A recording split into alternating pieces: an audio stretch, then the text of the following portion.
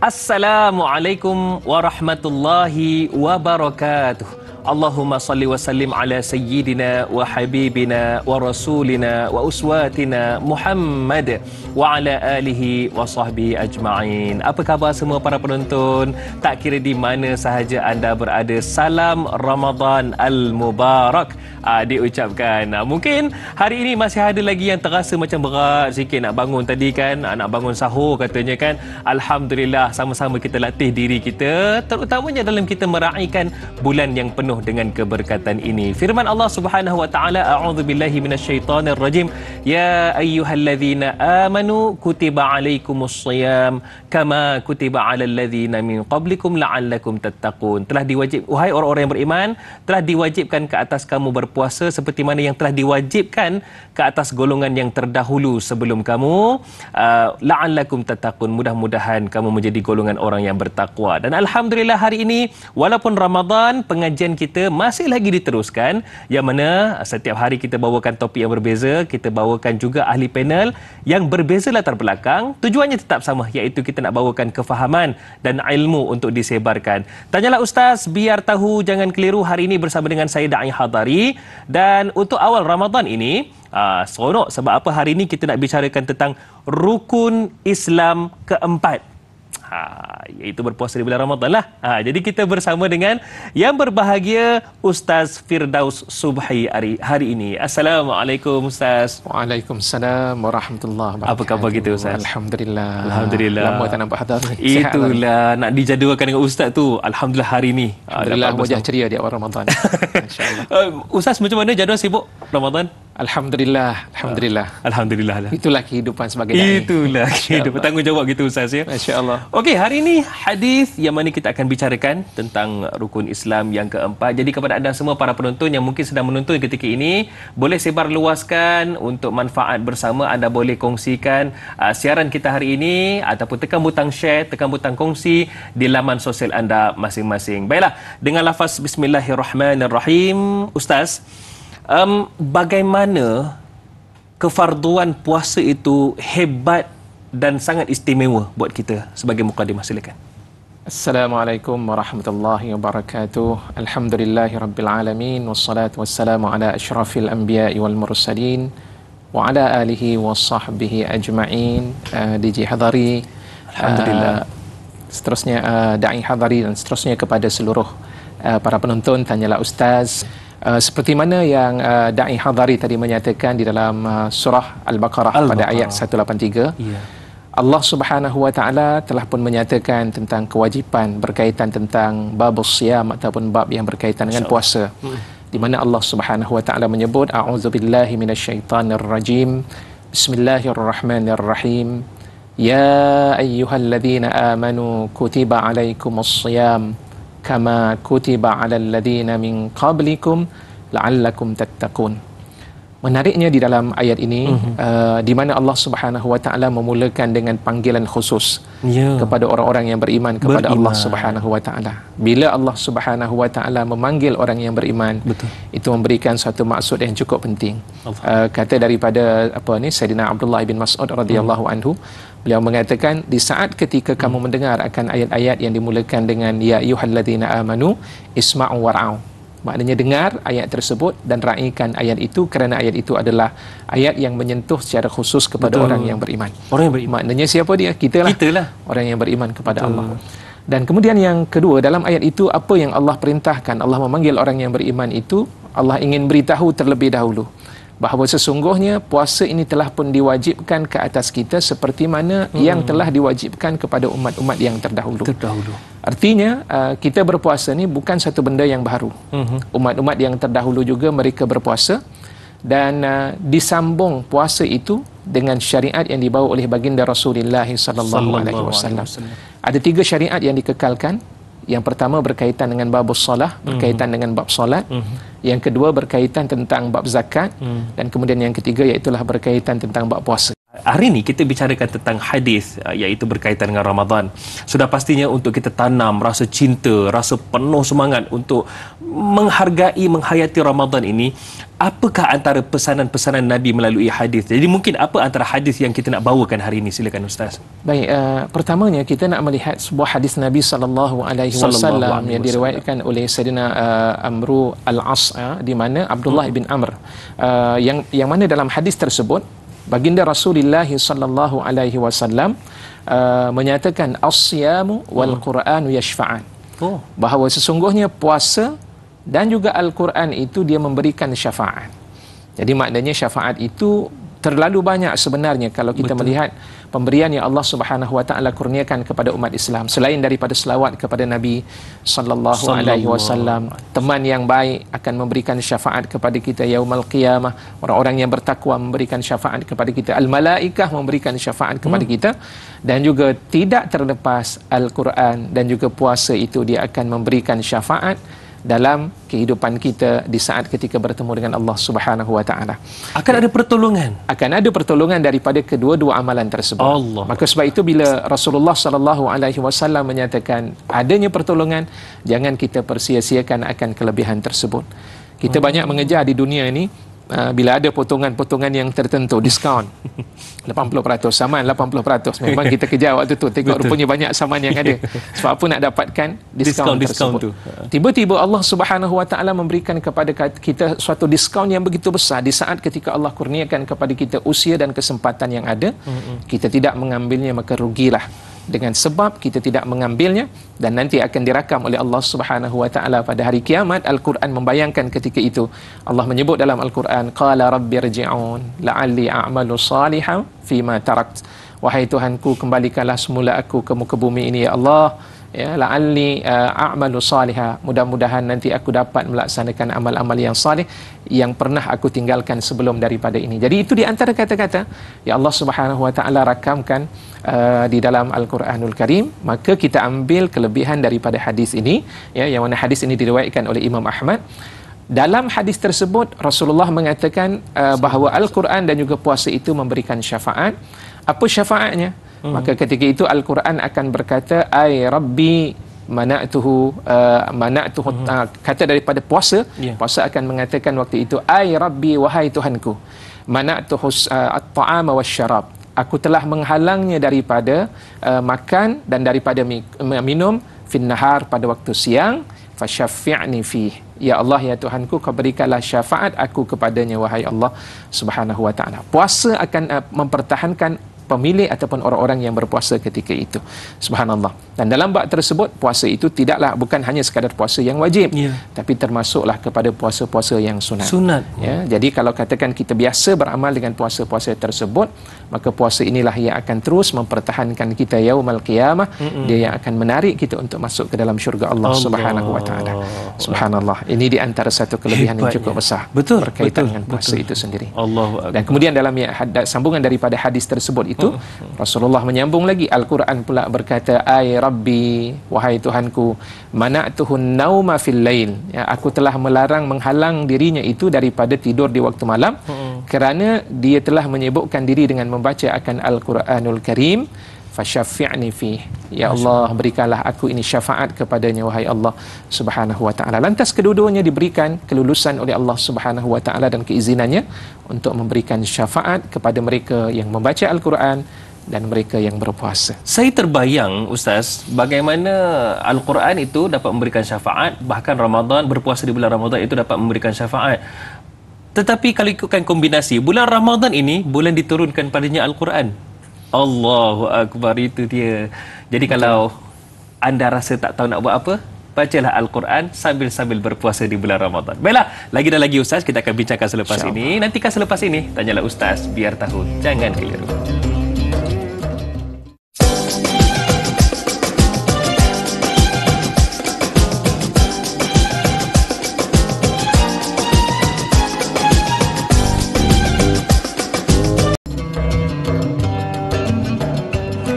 pengajian hadis iaitu rukun Islam keempat. Sama-sama kita dapatkan ilmu berkenaannya di bulan yang penuh dengan keberkatan ini, bulan Ramadan Al-Mubarak. Dan Alhamdulillah sangat bertuah kerana pada kali ini kita bersama dengan yang berbahagia Ustaz Firdaus Subhi. Baiklah Ustaz, tadi Ustaz dah kongsikan bagaimana hebatnya bulan Ramadan itu kepada kita semua. Bahkan kalau dikatakan kita ini sebenarnya beruntung, sangat-sangat untung kerana bulan Ramadan itu sendiri, berpuasa itu sendiri akan memberi syafaat kepada kita selain daripada Al-Quran, sahabat handai dan lain-lain ya Ustaz ya. Cuma yang satu yang mungkin saya nak bawakan juga di awal kita ni, perbincangan kita ni, ada antara kita yang merasakan, ya Allah beratnya Ustaz, daripada subuh nak sampai maghrib ni puasa, ya Allah beratnya. Padahal firman Allah dalam ayat yang Ustaz bacakan tadi juga, bagaimana firman Allah menyatakan seperti mana yang diwajibkan ke atas umat terdahulu sebelum kamu.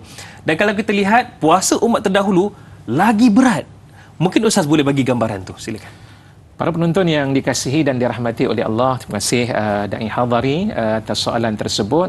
Ia jelas daripada ayat yang kita bicarakan tadi dalam surah Al-Baqarah. Pada ayat 183 itu Allah Subhanahu wa taala menyebutkan kama ya ayyuhalladzina amanu kutiba alaikumusiyam kama kutiba alal ladzina min qablikum. Wahai orang yang beriman, diwajibkan kepada kamu itu berpuasa seperti mana umat-umat yang terdahulu.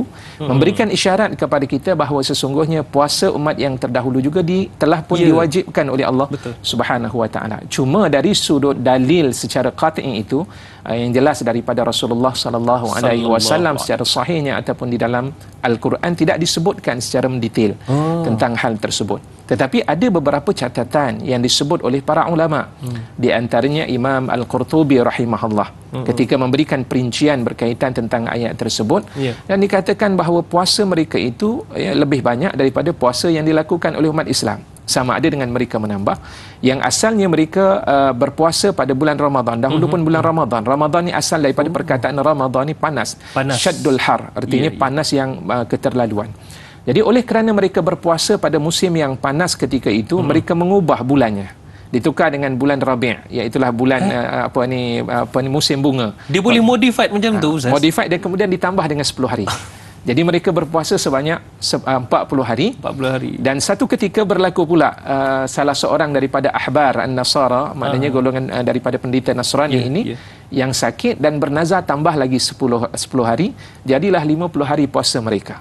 Masya-Allah, itu di antara riwayat yang dicatatkan oleh Imam Al-Qurtubi rahimahullah. Tak masuk lagi dengan puasa Ashura, iaitulah pada 10 bulan Muharram itu yang dilakukan oleh golongan Yahudi dan dilihat oleh Nabi sallallahu alaihi wasallam ketika Rasulullah sallallahu alaihi wasallam berada di bumi Madinah. Dan termasuklah juga 3 Yaumul Bayad, hari-hari putih itu, puasa 3 hari pada bulan-bulan Islam yang ada di pertengahan bulan itu juga adalah di antara amalan yang dilakukan oleh golongan umat-umat yang terdahulu. Cuma itu yang pertama.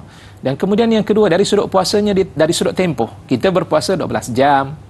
Kita berpuasa tempoh masanya antara terbitnya yang disebut dengan fajar shadiq dan kemudian sampailah ghurub asy-syams, terbenamnya akan matahari. Tapi mereka tidak begitu. Mereka berpuasa 24 jam barulah mereka boleh berbuka.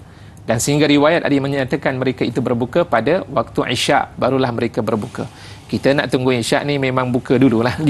Tengok ya Allah, bila nak tunggu waktu Isyak ni, ataupun masuk waktu Isyak ni tak solatlah, solat tarawih ni nanti dulu.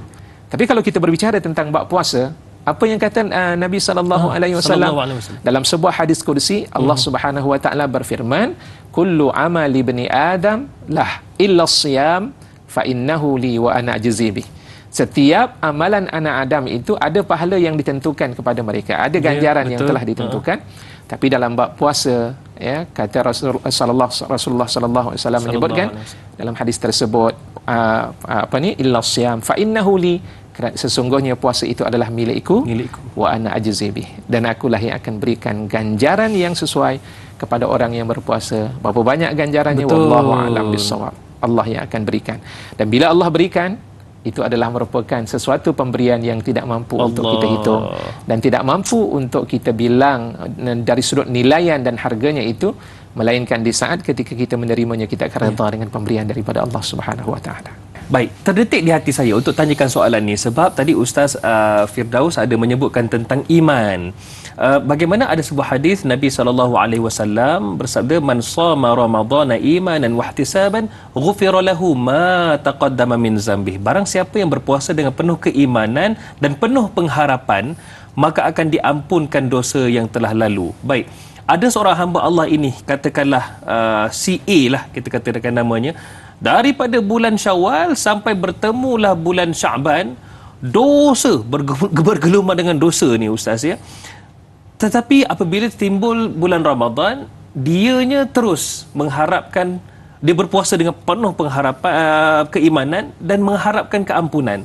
Adakah Allah akan melihat si A ini sebagai hamba yang seorang yang perlu, yang mesti diampunkan dosanya, walaupun kalau kita lihat secara logik akal penuh dengan dosa hidupnya?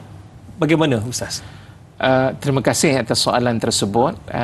Berkaitan tentang bab dosa ini, satu perkara yang perlu untuk kita ambil perhatian. Pertama, soal kematian kita perlu untuk kita lihat jugalah. Betul. Sebelum seseorang itu nak membina kefahaman seumpama itu. Betul. Dia kata tak apalah, nanti lepas daripada bulan Ramadan masuk kepada bulan Syawal ni, bulan Syawal ni seronok kita nak lakukan. Solat pun dah lupa pukul berapa waktu maghrib dan sebagainya. Jadi seterusnya dia lakukan dosa berterusan sampai masuk bulan Syaban pada tahun berikutnya. Ya. Dia rasa begitu keadaannya. Dia terlupa bahawa sesungguhnya niat tu dah ada di awal. Daripada masuk bulan Syawal itu dah ada niat seumpama itu. Dia terlupa kematian itu sentiasa menjenguk bila-bila masa dia akan berlaku dalam kehidupan.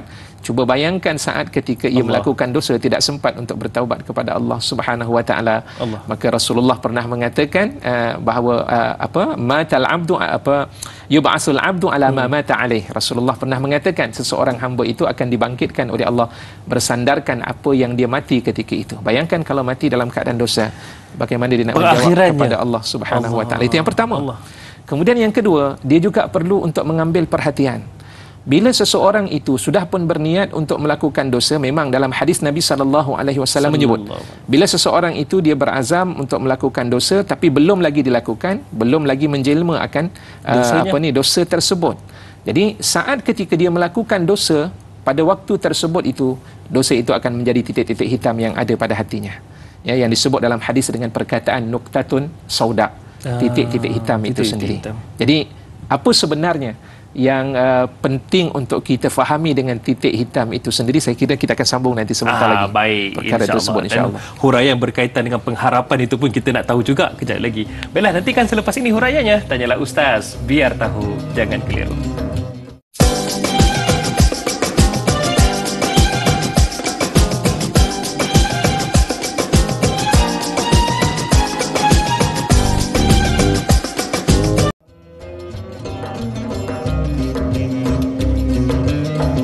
Alhamdulillah, tak kira di mana saja anda berada, terima kasih kerana terus menonton Tanyalah Ustaz, biar tahu jangan keliru. Ramadan macam ni ramai juga yang menonton Tanyalah Ustaz, termasuklah sahabat handai kita yang berada di Singapura, di Woodlands, di Jurong kan. Ada juga sahabat handai kita yang berada di Batam dan Riau. Tak dilupakan juga di Bandar Seri Begawan, bahkan ada sahabat handai kita yang menonton Tanyalah Ustaz dari selatan Thailand. Terima kasih diucapkan. Baiklah, hari ini kita bawakan topik perbincangan kita berkaitan dengan hadis. Kita fokuskan kepada rukun Islam keempat, yang mana kita bersama dengan yang berbahagia Ustaz Firdaus Subhi. Baik Ustaz, sebelum kita berhenti tadi, huraian Ustaz berkaitan dengan titik-titik hitam pada hati manusia ini. Sebab mereka beranggap, tak apalah, nantilah taubat, tunggu Ramadan lah katanya kan. Padahal mati tu bila-bila masa. Jadi bagaimana titik-titik hitam pada hati itu sangat bahaya. Baik, dalam hadis baginda sallallahu alaihi wasallam, Rasulullah menyatakan di saat ketika kita melakukan dosa tersebut, maka dia akan adanya, dosa itu akan bertukar menjadi titik hitam, dia akan titik hati kita satu demi satu, sehinggalah akhirnya apabila hati kita telah penuh dengan dosa tersebut, maka tiada ruang dan jalan untuk kita menerima hidayah daripada Allah Subhanahu wa taala. Orang berikan nasihat, tidak mahu menerima nasihat. Allah diberikan teguran, tidak mahu untuk menerima teguran, hatinya payah. Seperti mana yang digambarkan oleh Allah dalam surah Al-Baqarah berkaitan tentang orang-orang Yahudi. Allah sebut cerita mereka itu sehingga akhirnya kerana kedegilan dosa yang begitu banyak yang dilakukan oleh mereka, hati mereka menjadi keras seumpama batu. Allah. Thumma qasat qulubuhum min ba'di dhalik fahiya kal hijarati au ashadda qaswah. Jadi Allah menyatakan dalam ayat tersebut, summa qasat qulubuhum min ba'di dhalik, ya, kemudian hati mereka itu menjadi keras, ya, di antaranya disebut seumpama kal hijarah, seumpama batu. Bal asyaddu qaswah, bahkan lebih dahsyat lagi dan lebih keras daripada batu itu sendiri. Itu digambarkan sebab apa? Puncanya daripada dosa. Nah, bagaimana dia nak menerima taubat, bagaimana dia nak bertaubat kepada Allah, nak beristighfar kepada Allah, apatah lagi keinginan untuk melakukan ibadah di bulan Ramadan. Takut-takut nanti pada bulan Ramadan pula penuh rasa dengan berat, pelbagai nak melaksanakan juga berat. Itu satu kerja juga. Sebab apabila dosa kita ni, betul, bila telah pun berat ketika itu dengan penuh dengan dosa, kita nak melaksanakan amal ibadah itu bukan satu kerja yang mudah. Apatah lagi nak membaca Al-Quran, nak berpuasa, begitu juga nak menghidupkan malam qiyamul lail. Itu di antara kekangan-kekangan dengan dosa yang kita lakukan. Dan tadi Da'i Hadari juga ada mengatakan bahawa orang yang melakukan kesalahan, dia bertaubat kepada Allah, Allah tetap menerima taubatnya berapa banyak pun dosa yang dilakukan. Benar sekali. Memang Al-Quran mengatakan la tayasu mir rauhillah, la tayasu mir rahmatillah, janganlah kamu berputus asa daripada rahmat Allah, kasih sayang Allah Subhanahu wa taala. Innallaha yaghfirudz dzunuba jami'a, dan sesungguhnya Allah mengampunkan dosa keseluruhannya selagi mana dia kembali bertemu dengan Allah. Hatta sebelum dia bertemu dengan Allah Subhanahu wa taala, hatta orang yang kafir dia bertaubat kembali untuk beriman kepada Allah, Allah masih lagi terima. Innal ladzina kafaru wa matu wa hum kuffar falan yuqbala min ahadihim mil'ul ard ila akhiril ayat. Jadi Allah mengatakan sesungguhnya orang-orang yang kafir dan dia mati dalam keadaan kafir, ayat itu dikatakan dia berada dalam keadaan kafir, itu Allah tak terima. Tapi maknanya di sebalik daripada ayat itu, kalau dia sempat bertaubat kepada Allah Subhanahu wa taala, yang dahulunya dia adalah merupakan seorang yang tidak beriman dengan Allah Subhanahu wa taala, dia bertaubat, Allah tetap menerima taubatnya. Soalan yang kita nak kemukakan, niatnya sudah ada di awal untuk melakukan dosa sebelum masuknya kepada bulan Ramadan, apakah mungkin akan menyebabkan terdetik dalam hatinya untuk menghidupkan Ramadan itu seperti mana orang-orang yang beriman kepada Allah Subhanahu wa taala dapat menghidupkan Ramadan tersebut dalam keadaan gembira, dalam keadaan tenang, dan dalam keadaan benar-benar beriman kepada Allah Subhanahu wa taala. Baik. Soalan seterusnya mungkin Ustaz mewakili para penonton di luar sana jugalah. Kalau kita lihat kebanyakan soalan di luar sana mesti akan ada kaitan dengan pengampunan. Kita beriman Allah itu Ghafur, Allah itu yang Maha Mengampun. Jadi, kenapa bulan Ramadan itu dikatakan sebagai bulan pengampunan? Silakan Ustaz. Terima kasih. Dalam hal itu, para penonton yang dikasihi dan dirahmati Allah, kenapa bulan Ramadan disebut sebagai bulan pengampunan? Sedangkan Allah Maha Pengampun di bulan lain pun. Betul. Dari sudut Allah itu Maha Pengampun, tetapi Allah membuka pada bulan Ramadan keampunan yang begitu luas. Masya Allah. Dari sudut keampunan yang Allah sediakan. Pertama, dalam hadis riwayat daripada Ibn Huzaimah, di mana Rasulullah SAW menyebut ada 3 fasa dalam bulan tersebut. Awaluhu rahmah, wa awsatuhu maghfirah, wa akhiruhu itqum minan nar. Jadi awal daripada bulan tersebut itu dia ada rahmat daripada Allah. Allah membuka pintu rahmat daripada Allah Subhanahu wa taala, dan di pertengahannya itu ada keampunan daripada Allah Subhanahu wa taala, dan juga di akhirnya Allah melepaskan mereka yang berjaya melaksanakan ibadah puasa itu dalam keadaan yang sebenarnya daripada api neraka Allah Subhanahu wa taala. Bukankah ada dalam hadis yang Rasulullah menceritakan satu ketika Rasulullah sallallahu alaihi wasallam naik di atas tangga mimbar. Naik pada tangga yang pertama, lantas baginda sallallahu alaihi wasallam mengatakan amin. Amin. Naik tangga yang kedua, amin. Naik tangga yang ketiga, amin. Jadi di antara 3 perkara itu, salah satunya adalah berkaitan dengan puasa. Raghim ma'am fumri'in, Rasulullah kata malang bagi seseorang idza dakhala Ramadan falam yughfarulah. Bila masuk bulan Ramadan, dia tidak diampunkan oleh Allah Subhanahu wa taala akan dosa-dosa yang dia lakukan ketika itu, maka rugi. Allah buka pintu Ramadan itu daripada awal sehinggalah sampai kepada akhir Ramadan itu pintu untuk bertaubat kepada Allah. Sebab apa? Allah nak mengampunkan. Sebab ketika bulan Ramadan itu Allah permudahkan kita untuk melakukan kebaikan. Sebab itulah dalam hadis Nabi SAW dia ada perbincangan di kalangan para ulama bila mana Rasulullah menyatakan idza jaa Ramadan futtihat abwabul jannah wa ghulliqat abwabun nar wa suffidatis syayatin. apabila masuknya dan datangnya bulan Ramadan, idza jaa Ramadan futihat abwabul jannah. Pintu-pintu syurga itu dibuka oleh Allah Subhanahu wa taala. Sebahagian ulama hadis mengatakan pintu syurga dibuka memang pintu betul hakiki. Maknanya kalimah pintu syurga itu memang Allah buka kepada kita. Ada juga pendapat di kalangan para ulama hadis mengatakan pintu syurga dibuka itu bermaksud Allah mempermudahkan kita untuk memperbanyakkan amal-amal kebaikan pada bulan Ramadan. Memang mudah. Orang yang jarang nak derma nanti tunggu bulan Ramadan baru nak menderma. Semua rajin. Bubur lambuk ya. Saya ingat ada setengah tempat saya tak nak sebutlah di masjid mana sampai 1,700 sehari, RM1,700 sehari. Untuk bubur lambuk siapa nak menderma bayar. Ya, jadi dalam keadaan demikian sanggup. Tapi slot penuh.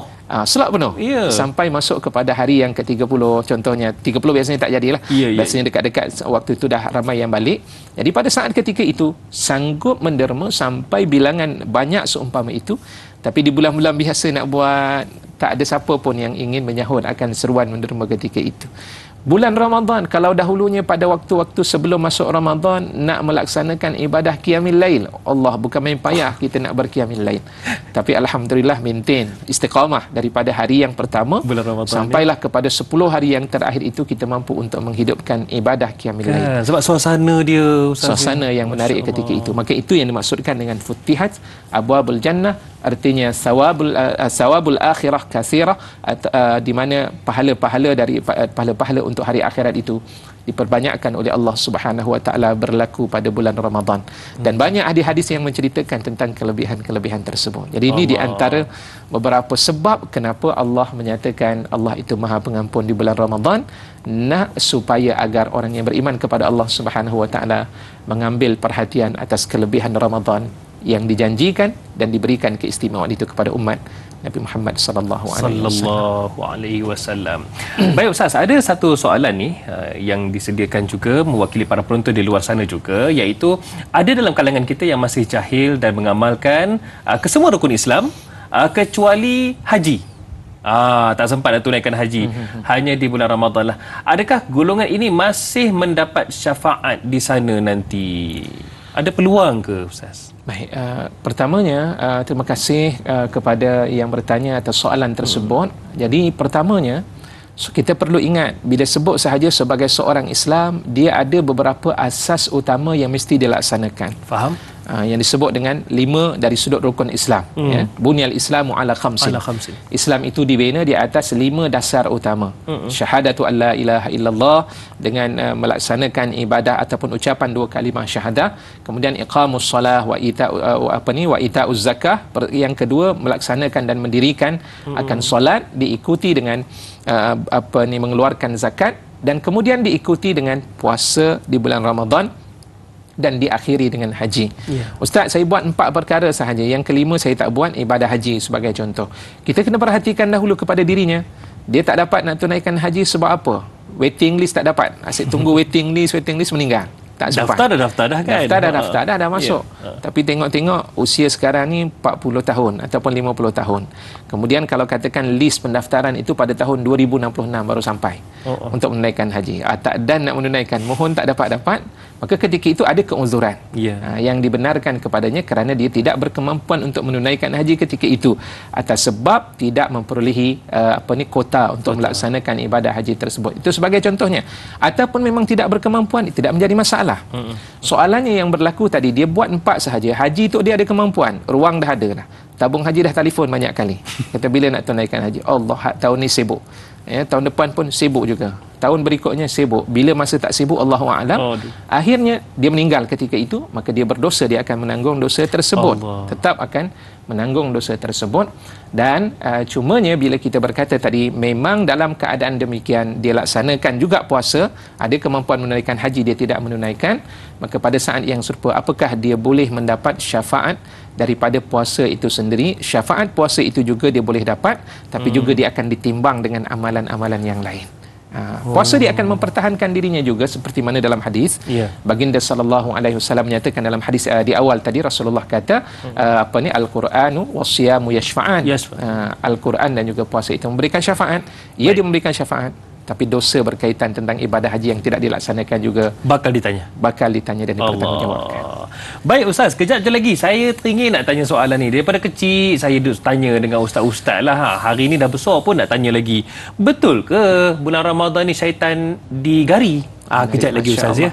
Nantikan selepas ini soalan dan jawapannya tanyalah Ustaz, biar tahu jangan keliru.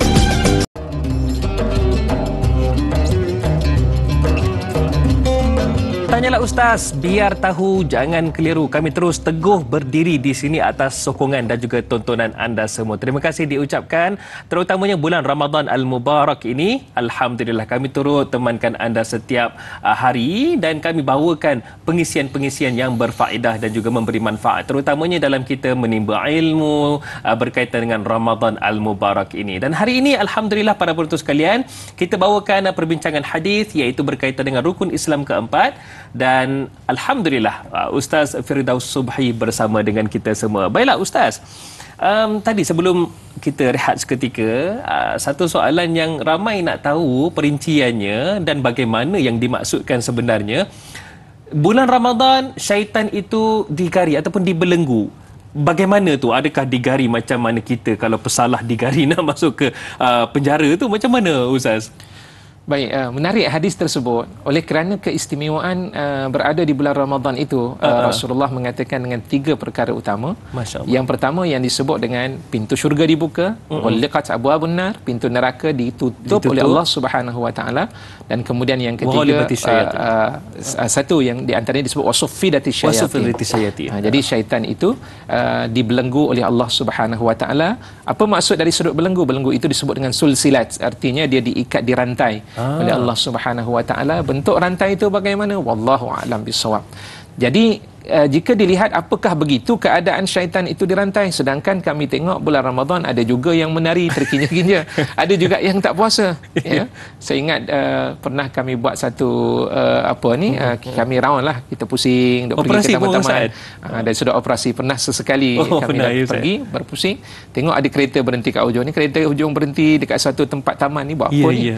Tengok-tengok kat dalam rupanya tengah makan.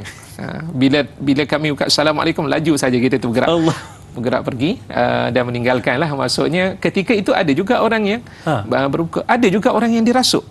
Ada kes juga yang begitu, waktu malamnya tiba-tiba dengar suara mengilai dan sebagainya. Ada perkara seumpama itu. Jadi seakan-akan hadis tersebut itu tidak benar, seperti mana yang disebut oleh Nabi sallallahu alaihi wasallam. Jadi apakah benar begitu? Baik, pandangan pertama di kalangan para ulama mengatakan memang berdasar kepada hadis tersebut, wasuffidatis syayatin, maka syaitan itu memang dibelenggu oleh Allah Subhanahu wa taala.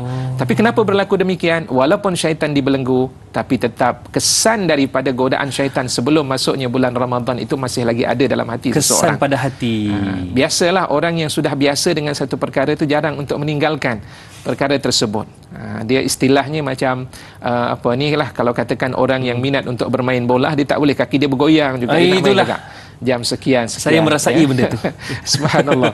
Dia begitulah keadaannya. Memang ada perasaan tersebut itu dia tidak akan hilang. Siapa yang berminat hiking tu pun rasa tak boleh juga nak kena pantang bergerak. Tengok bukit je. Pantang tengok bukit ni cantik dan sebagainya, dia akan lakukanlah aktiviti tersebut. Samalah juga walaupun syaitan meninggalkan dirinya, dia ada nafsu. Dalam diri seseorang itu ada nafsu dan ada keinginan. Nafsu itu yang telah menjadi kebiasaan tetap sahaja dilakukan semasa berada di bulan Ramadan. Itu pendapat yang pertama.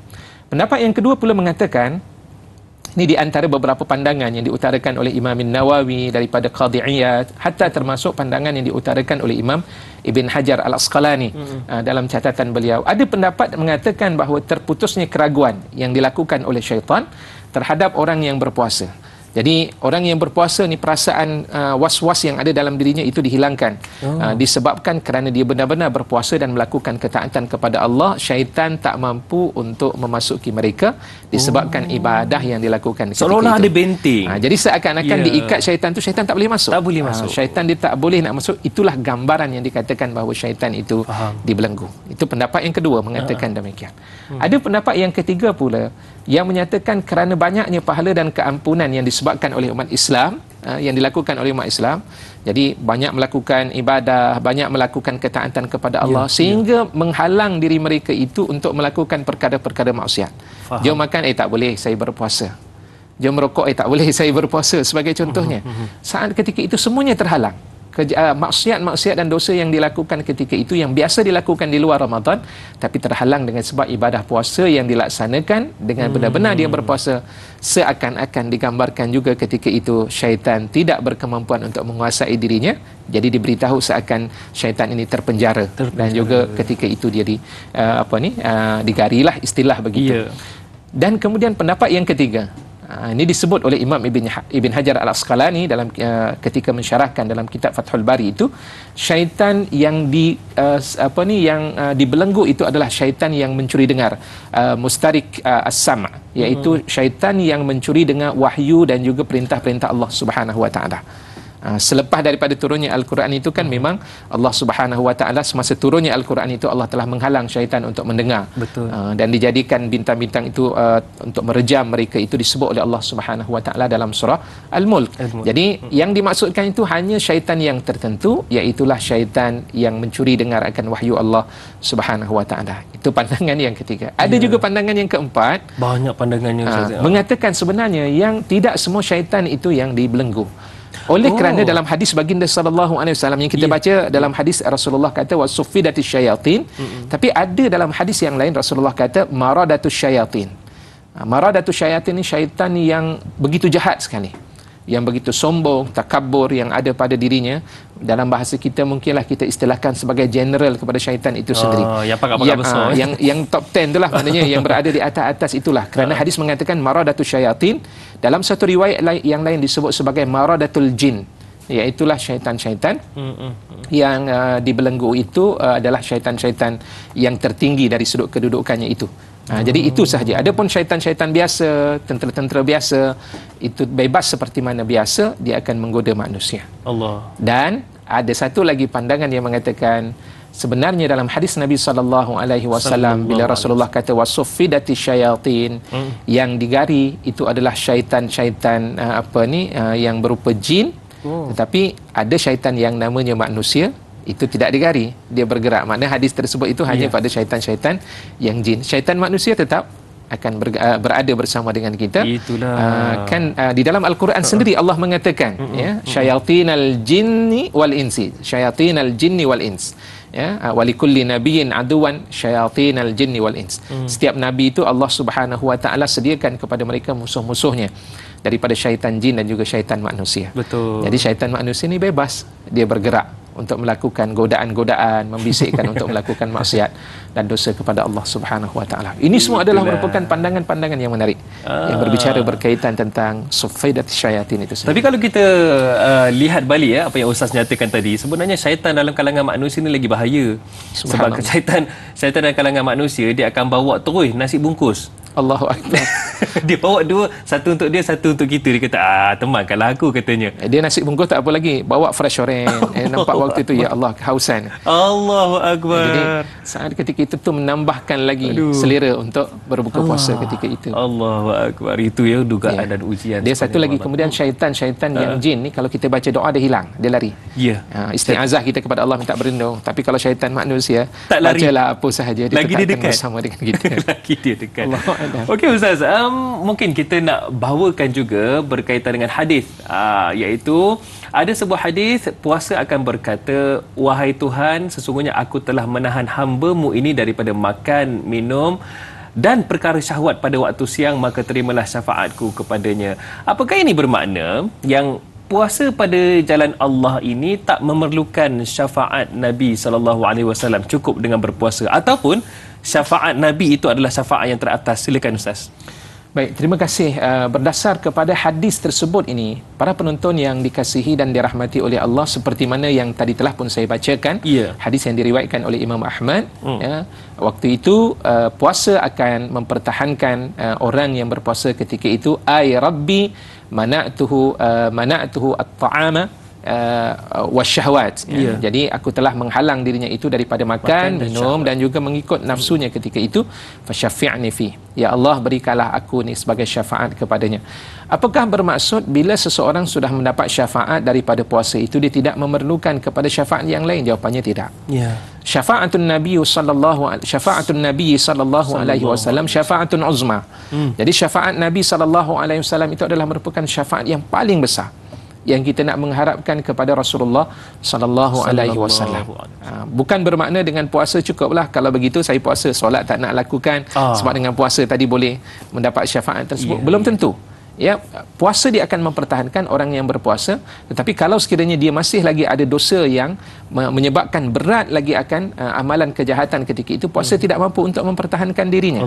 Tetap dia boleh berikan syafaat, tapi belum tentu dia dapat mempertahankan orang yang berpuasa jika sekiranya ada amalan-amalan dosa yang lain yang masih lagi belum dibereskan ataupun belum lagi diselesaikan ketika itu.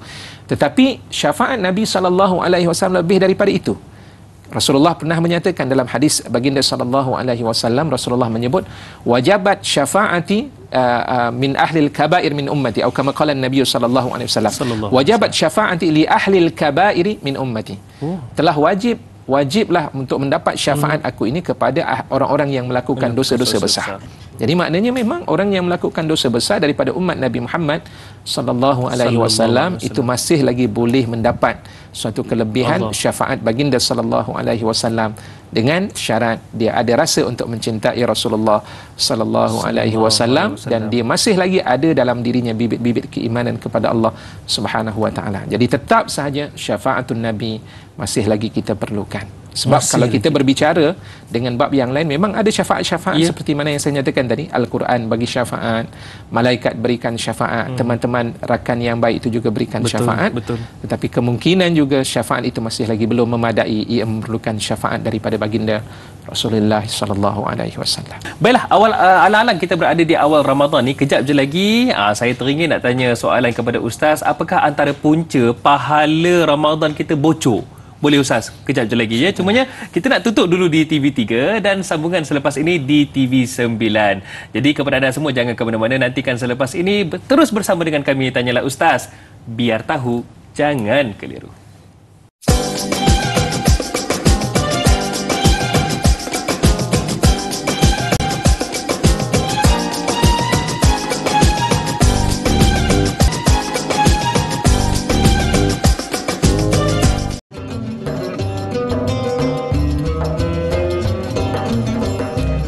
Terima kasih diucapkan kepada anda semua para penonton Tanyalah Ustaz, biar tahu jangan keliru. Dan alhamdulillah seperti biasa kami di sini membawakan yang terbaik untuk anda. Kami bawakan ahli panel yang berbeza latar belakang dan kita bawakan juga topik yang berbeza-beza. Tujuannya sama, untuk berkongsi kefahaman dan berkongsi manfaat untuk kita bersama. Dan hari ini para penonton sekalian, kita bawakan topik ala-ala kita berada dalam bulan yang penuh dengan keberkatan ini, bulan Ramadan, iaitu kita bawakan pengajian hadis rukun Islam keempat. Dan kita sangat beruntung kerana bersama dengan kita yang berbahagia Ustaz Firdaus Subhi. Baik Ustaz, kita nak sambung perbincangan kita mungkin dari sudut yang satu lagi pula, iaitu kita nak lihat apa antara keburukan bagi mereka yang tidak menghargai bulan Ramadan ini.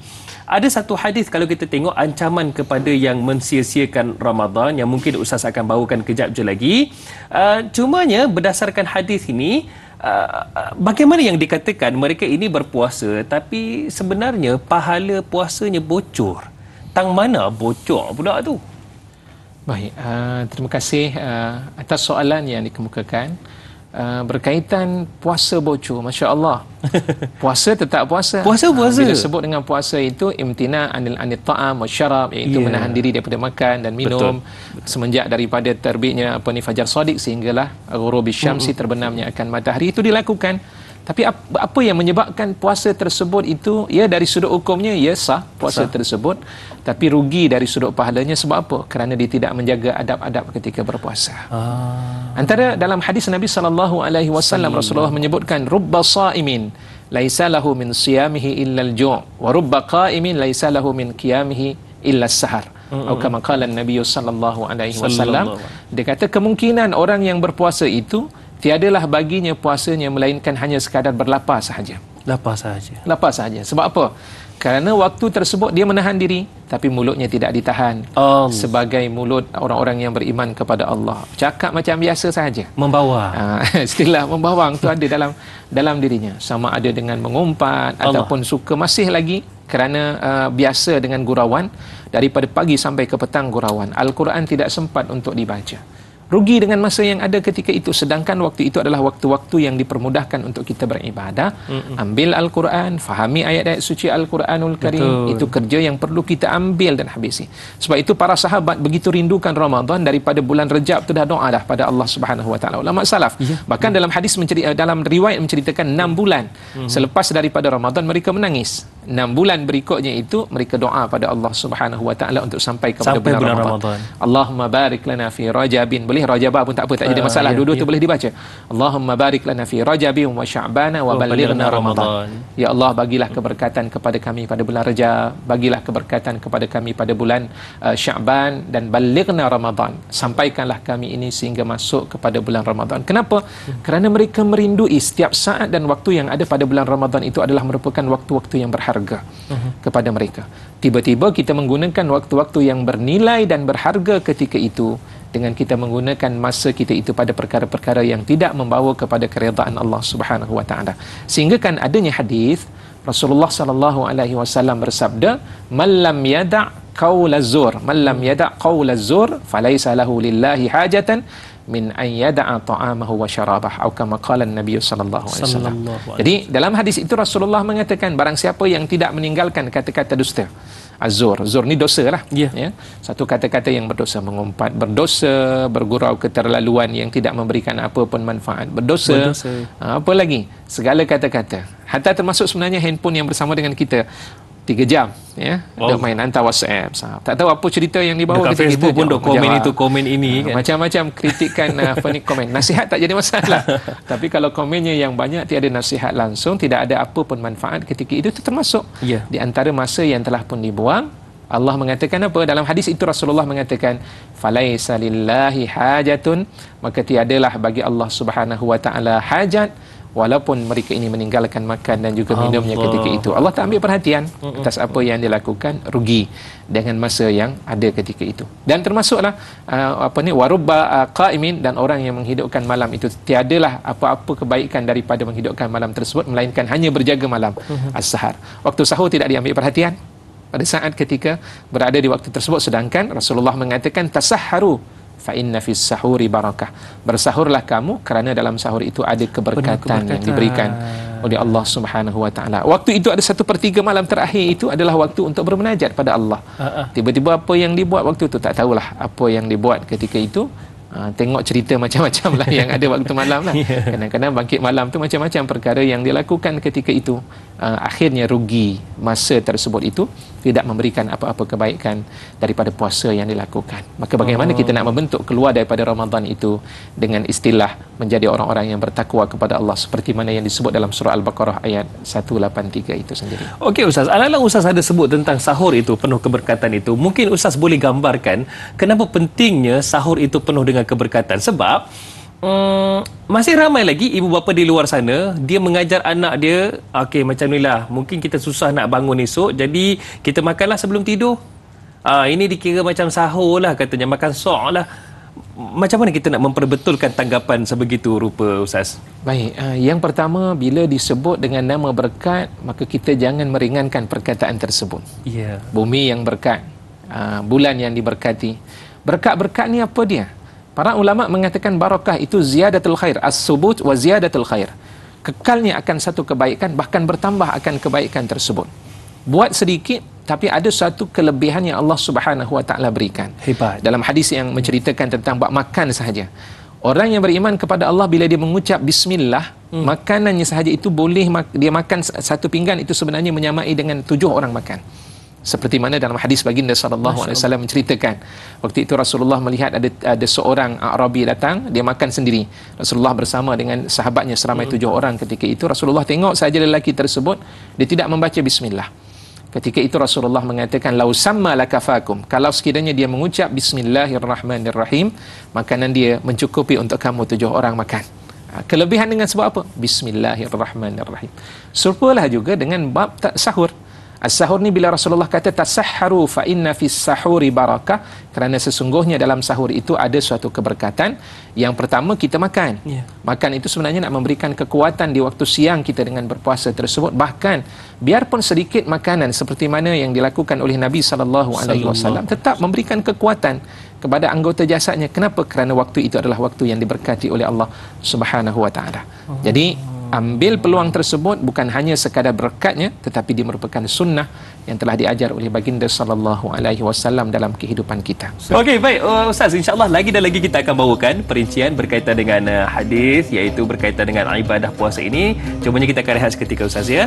Nanti selepas ini tanyalah Ustaz biar tahu, jangan keliru.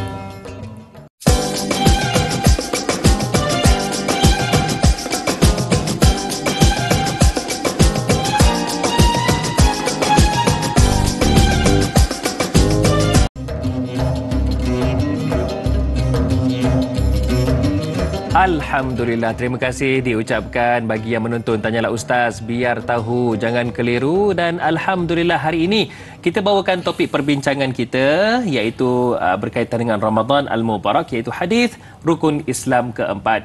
Dan kita sangat bertuah juga bersama dengan guru kita semua yang berbahagia, Ustaz Firdaus Subhi. Baik Ustaz, mungkin di hujung-hujung ini juga kita nak bawakan satu renungan berkaitan dengan ada satu yang komponen yang ada dalam diri kita, iaitu nafsu. Disebutkan puasa itu melatih diri untuk mengawal nafsu, sebab kita meninggalkan makan dan minum. Kemudian kita sendiri pun perlu menjaga tata tertib, sebagai contoh menjaga mata, percakapan yang sia-sia dan lain-lain. Apakah maksudnya? Maksudnya macam mana dilatih nafsu itu sendiri? Adakah nafsu itu didikan diri sendiri ataupun dibentuk oleh syaitan? Silakan Ustaz. Baik, terima kasih atas soalan tersebut. Pertama, kita kena ingat dalam diri kita ni dia akan bergabung di antara roh dan juga jasad. Betul. Manusia ni diterbina dengan dua. Dia tidak boleh roh sahaja. Kalau roh, dia tidak akan dapat kelihatan.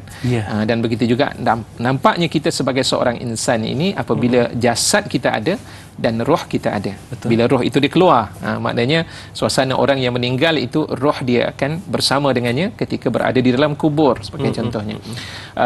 Para penonton yang dikasihi dan dirahmati oleh Allah Subhanahu wa taala, apakah kita perlu untuk mengasuh nafsu yang ada pada diri ini? Jawapannya ya. Dan Allah Subhanahu wa taala hakikatnya nafsu itu dia mampu untuk berfikir. Allah menyebut dan Allah memberikan ilham kepada nafsu itu sendiri. Antaranya dalam Al-Quranul Karim Allah menyebut wa nafsin wa ma sawwaha fa alhamaha fujuraha wa taqwaha. Dan nafsu itu Allah mengatakan wa ma sawwaha, demi nafsu dan apa yang telah Allah sempurnakan.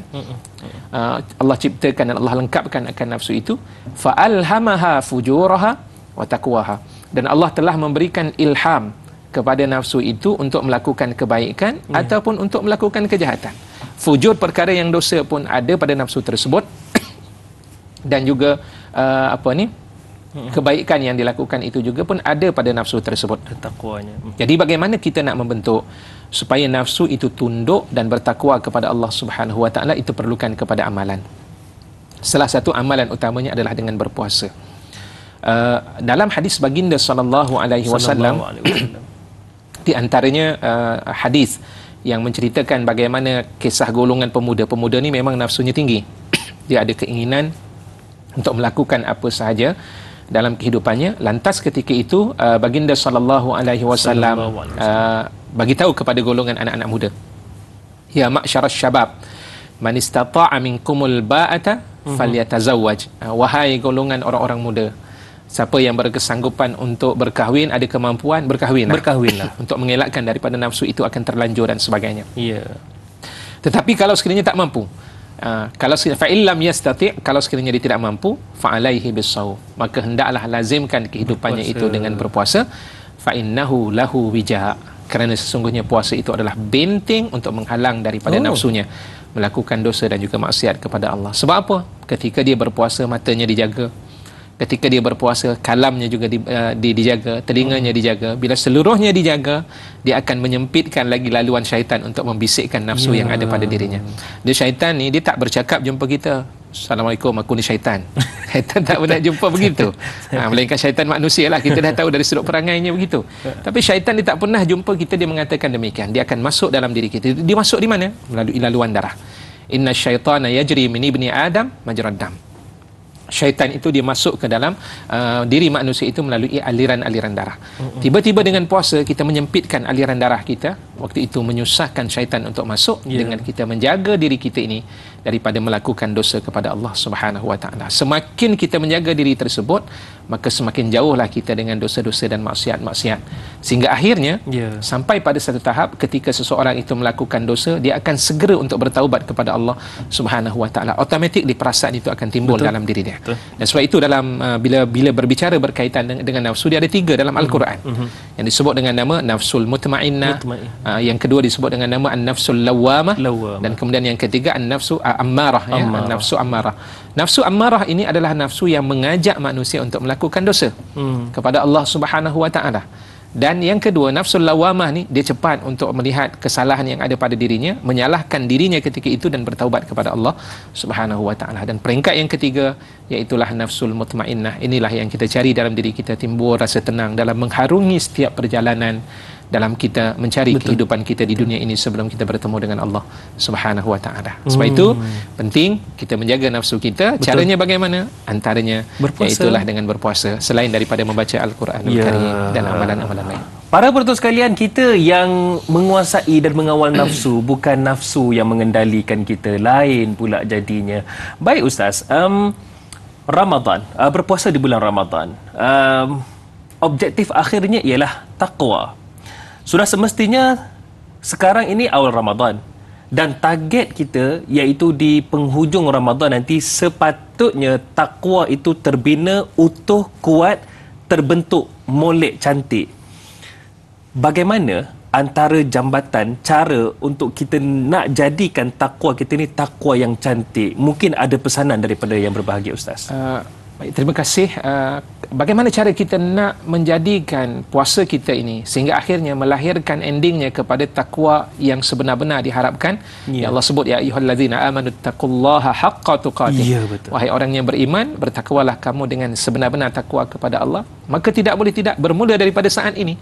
Masuk sahaja bulan Rejab seperti mana yang dibuat oleh para ulama, bulan Rejab mereka dah mula untuk melatih diri mereka. Lepas, kan? Sebab kalau tidak dilatih, diri kita ni tak mungkin akan terlatih. Seorang tentera, dia boleh masuk ke medan pertempuran itu, dia bukan hanya tiba-tiba masuk je, aku nak pergi berperang, tak. Dia akan buat latihan dalam tempoh yang tertentu. Begitulah juga dalam madrasah Ramadan ini. Nak masuk ke madrasah Ramadan ini, dia perlukan latihan. Ulama-ulama dahulu bila masuk bulan Rejab dah rajin dah puasa dah. Ya, puasa Isnin dan Khamis ataupun puasa Nabi Daud alaihi salam, sekejap puasa, sekejap buka, sekejap puasa dan sekejap puasa berbuka. Puasa hari putih kan Ustaz kan? Yaumul Bayad, itu dilakukan. Maka tidak menjadi masalah untuk memulakannya. Itu yang pertama, kena ada latihan. Al-Quran dah mulalah sekarang. Kita baca Al-Quran, fahami akan ayat-ayat tersebut. Ni baru nak memulakan Al-Quran, masuk pada bulan Ramadan. Ketika itulah waktu itu bila buat satu usrah ataupun halaqah yang ada, sahabat-sahabat tengok halaqah ni baca cepat ke tak cepat. Dia tengok itu yang dinilai dulu. Dia tengok kawan dia, teman dia yang berada di sebelah ni, oh lambat ni, tak boleh, tak ada halaqah lain nak. Ini slow ni katanya. Confirm kalau katakan mula lepas isyak, lepas solat tarawih, lebih kurang dalam katakanlah paling cepat 10.30. Habis ni bukan pukul 12 ni. Ini habis mungkin dalam jam 1 ni. Sebab ada seseorang ataupun 2 orang dalam kelompok tersebut. Nah, dalam hal tersebut itu kan kadang-kadang sampai menimbulkan ni dia berpuasa ataupun tidak. Perasaan itu akan timbul. Sebab itu latihan itu perlu kita lakukan bermula daripada saat ini. Kita mula untuk melatih membaca Al-Quranul Karim. Mereka yang dah mahir, janganlah berlagak dengan mahirnya baca ayat tersebut. Dia kena bentuk pula pada dirinya kefahaman terhadap ayat-ayat tersebut. Kenapa surah Al-Baqarah dinamakan surah Al-Baqarah? Ada tak nama surah Al-Baqarah selain daripada surah Al-Baqarah? Maksudnya memahami Al-Quran itu sendiri. Memahami Al-Quran sehingga dapat menjiwai ayat tersebut. Dan itulah yang menarik, bila kita membaca ayat tersebut kita dapat memahami. Ataupun kita mengambil ibrah, mana-mana surah yang berkaitan pengajaran di sebalik kisah-kisah yang Allah bawakan dalam Al-Quran. Kalau tak dapat nak memahami keseluruhan, ambillah kisah tersebut. Bani Israel yang Allah bawa begitu banyak cerita-cerita yang ada pada Bani Israel.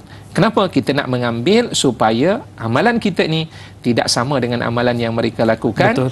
Mereka buat di saat ketika mereka ditimpa balasan daripada Allah. Betul. Baru mereka nak buat. Lepas daripada itu kembali semula dengan perangai yang lama. Jadi akhirnya kita membaca akan ayat tersebut, dia memberikan manfaat kepada kita. Dan tingkatkan ilmu berkaitan dengan hukum-hakam pada bulan puasa sebelum masuknya bulan Ramadan ini, supaya kita dapat menagih simpati daripada Allah dengan pahala yang berlipat kali ganda yang akan dikurniakan oleh Allah Subhanahu wa taala. Itu kemenangan yang hakiki di hujung Ramadan. Dan itulah yang kita harapkan, kerana kita nak kembali kepada Allah itu sebagai insan yang bertakwa. Uiddat lil muttaqin, Allah sediakan dalam Al-Quran dalam surah dalam surah Ali Imran, Allah mengatakan apa yang Allah sediakan, jannat, iaitu syurga seluas langit dan juga bumi. Itu persediaan kepada orang ataupun pemberian yang diberikan oleh Allah pada orang yang bertakwa. Barulah boleh sambut hari kemenangan Aidilfitri. Ini dok nak sambut raya je lebih je, tak maulah begitu. Baiklah, mungkin Ustaz sebagai mungkin pelan tindakan kami, mungkin Ustaz ada saranan, nasihat bagaimana kita ini sebagai umat yang diberikan kesempatan berada dalam bulan Ramadan Al-Mubarak ini. Apakah antara tips ataupun kaedah untuk kita sama-sama menghargai bulan Ramadan? Sebab belum tentu kita akan bertemu dengan bulan Ramadan untuk tahun hadapan. Silakan. Para hadirin, penonton yang dikasihi dan dirahmati oleh Allah Subhanahu wa taala. Pertama, tolong letakkan dalam diri kita ni niat yang terpenting. Aku buat ini tidak lain adalah semata-mata kerana Allah Subhanahu wa taala, dan niat ini juga memainkan peranan untuk Allah Subhanahu wa taala membimbing akan perbuatan dan juga amalan-amalan yang kita laksanakan khususnya pada bulan Ramadan Al-Mubarak nanti. Dan begitulah juga dari sudut apa yang tips yang penting kepada kita ni, iaitulah latihan-latihan tadi. Jadi latihan-latihan itu juga adalah merupakan tips terpenting untuk kita membina keyakinan kita pada bulan Ramadan.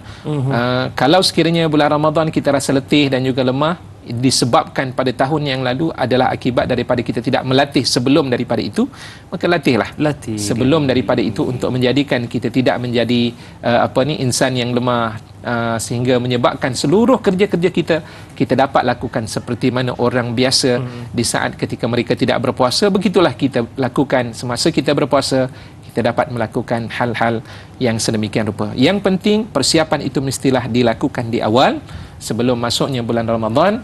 Dan di samping tuan-tuan para penonton yang dikasihi dan dirahmati oleh Allah, rugi kalau kita tidak merebut Ramadan Al-Mubarak pada kali ini, kerana belum tentu pada masa yang akan datang kita dapat bertemu semula dengan bulan Ramadan yang Allah Subhanahu wa taala berikan kepada kita ini. Belum tentu kan Ustaz, kan kita nak dapat peluang yang begitu bertuah ini, menjejaki kaki ke dalam bulan Ramadan ini. Alhamdulillah. Baiklah Ustaz, mungkin sebagai memurnikan program kita untuk hari Ramadan ini, jadi doa daripada Al-Fadhil Ustaz, silakan.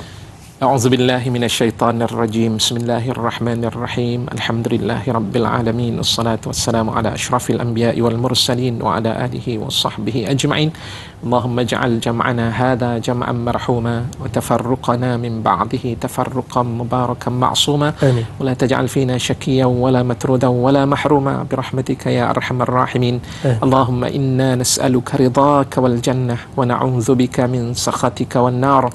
Allahumma innaka عفو تحب العفو فاعف عنا وعن والدينا وعن جميع المسلمين والمسلمات برحمتك يا أرحم الراحمين. ربنا آتنا في الدنيا حسنة وفي الآخرة حسنة وقنا عذاب النار.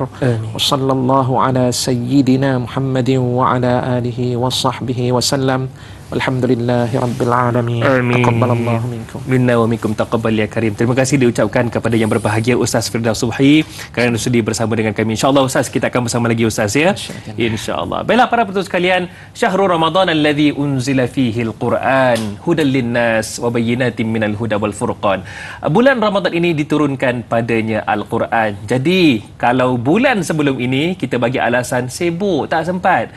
Jadi bulan Ramadan ini bulan diturunkan Al-Quran. Hayatilah Al-Quran, dekat dengan Al-Quran, baca Al-Quran, hafallah Al-Quran dan amalkan Al-Quran. Kerana itulah sebaik-baik pedoman dan juga hudan lil muttaqin, bagi orang-orang yang bertakwa. Saya Da'i Hadari mohon permisi undur diri. Assalamualaikum warahmatullahi wabarakatuh. Waalaikumsalam warahmatullahi wabarakatuh.